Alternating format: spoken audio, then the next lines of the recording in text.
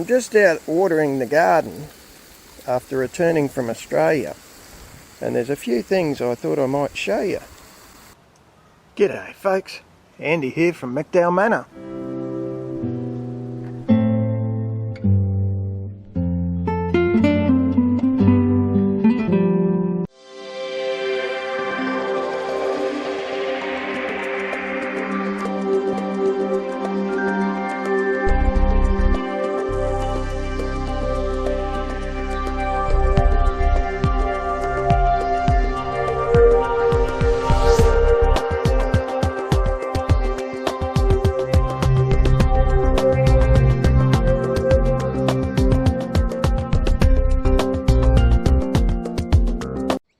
So I've checked all 3 hives. They're gone quiet now, but there was plenty of bees around, so they've all survived. Need to give this thing a cut back. That's Katuk or sweet leaf. That's an edible. One of the spinaches, Egyptian or something. That's a ginger pot. You can probably see bits of ginger poking in there. This was my... Everything's bolting and going to seed, as you can see, because it's getting hot. But I cut 2 of the pak choi type veggies. I'm going to leave these go to seed, and hopefully that'll all self-seed and come back next winter with a bit of luck. Paul's walking onions that I got from my mate Paul. Doing well, Paul. Shallots behind them, gone to seed again. Paul's onions are gone to seed, which is great. That little shallot's even bolted off to seed. That looks like mint, it is. We've got pumpkin coming up all over the place too, which is always a bonus. I was actually thinking last night, must plant pumpkin. Now this is the exciting thing. For the first time ever, we have managed to keep fruit on the lychee. Very, very excited and happy about that. Crikey, look at that. So that silver beet's going, a lot of that'll be eaten tonight, because once it gets really hot, it just goes to the pack and dies. So we'll scoff into that. I'm going to do a beef stir fry with a lot of that tonight. And the pak choi that I picked, I'll take a couple of these shallots that aren't seeding. There's my curry tree.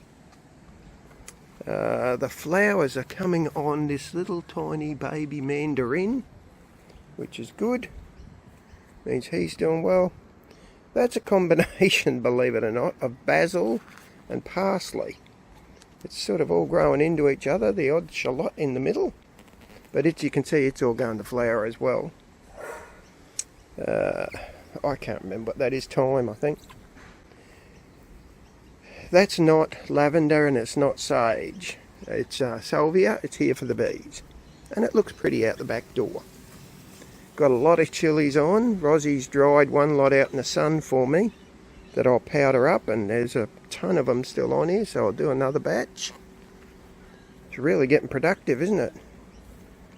It will die off in the middle of summer because it's just so stinking hot. Nothing tends to live very well. That looks to me like a choco. The rose did extremely well. The bloody pawpaw. Rosie loves her red pawpaws, and so when they spring up I don't have the heart to pull them out on her. Garlic chives have gone to flower. These strawberries, we missed the strawberry season. We were away when they were due to come in, which was a bit of a shame, but what do you do? There's a bit more silver beet that'll get probably eaten tonight. We have a lot of stir fries. We tend to eat a lot of Asian food over here, Thai and Chinese. That little thing there is a midyam berry. So it's a native to Australia and produces a little purple berry. It's quite yummy. You wouldn't rely on it for a major food source, but it's quite yummy. A couple of pineapples in the back growing away. Me lemongrass for my Thai cooking. More silver beet. It'll be the last lot to get harvested because it's in the shade. That's a Japoti Kaba that desperately needs a trim. And the other one that really took me by surprise, rosemary down there, a couple of batches of that. The one that really took me by surprise is this avocado tree. That's where the choco comes from. That's native ginger. Now I'll stand back and show you. This is the one that grew in my worm farm quite by accident, and I waited till it got big and then shoved it in the ground. I killed 1 million, swore I'd never buy another, but it looks like this one has absolutely taken off. So, geez, that's got to be, in old talk, I reckon that's 15 foot tall. So she's a whopper. There's the bloody choco vine all on the back fence, which is great. Makes use of that space. So yeah, north side is looking very good. An idea. I don't often do the full view down the side. It's very long. So that's a really good patch of garden, and because it's on our north side, we're in the southern hemisphere, it does very well on this side. Medium berry. Then there's a tree which I always forget, and an olive, and I think it's guavaju. Yes, it is. That I grew from a seed that I got off Doug. Thanks, Doug. Around the corner is another self-sprouted avocado tree. It was a self-grown that just sprung up one day in the garden. Then it produced a pup off its side there, and you wouldn't believe it, this was down there, right on the edge of the fountain, so I moved it. I thought I might lose it, but there's another pup, and it looks like it's survived the move, which is wonderful. While we're away, I'm out the front at the building site. While we're away, the mulberry trees produced a massive crop. We weren't here, but thankfully the kids next door love them, so they got into them, which is great, because I hate thinking they went to waste. I'd cut that bloody pear tree there down. Looks like it sprung back, so I'll have to cut it again. My stepson Anthony he found a piece of sugarcane, shoved it in an empty grow bag, and bloody hell it's growing. I'll show you the thing I'm excited about. So we have our banana patch up here. There's 3 varieties. The front one, which is the big tall one, is a blue Java I got from Ian and Krista from Brisbane Local Food, and it's producing its first bunch of bananas, guys. I'm very excited by that. So I've been keeping the water up. I've just given it another hit today, trying to make sure those bananas get to a size where they will colour up. Dave Riley's vetiver grass is doing its trick in terms of it provides tons of mulch, and it stops the water racing across this front garden, so that's great. Oh, it's Halloween time coming. Oh, look at that, it's windy as all get out, so some of my tombstones are falling over.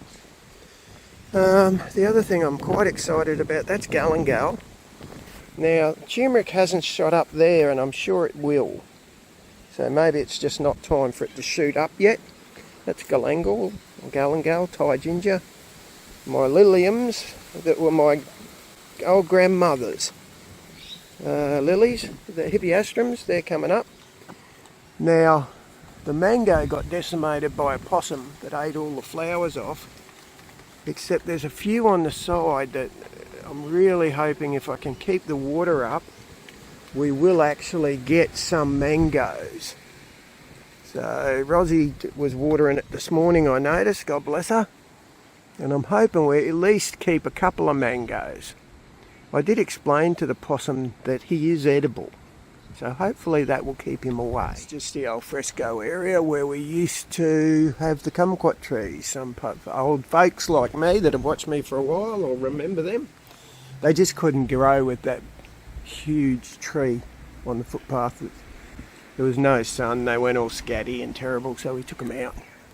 But hopefully you've enjoyed the quick look around, and feel free to hit the subscribe button if you like it. I've got a few bows to the channel. You'll find a few different playlists to keep things organised for people. Watch what you like, don't watch what you don't like. That's my motto. Anyway, have a good one, eh? Alright.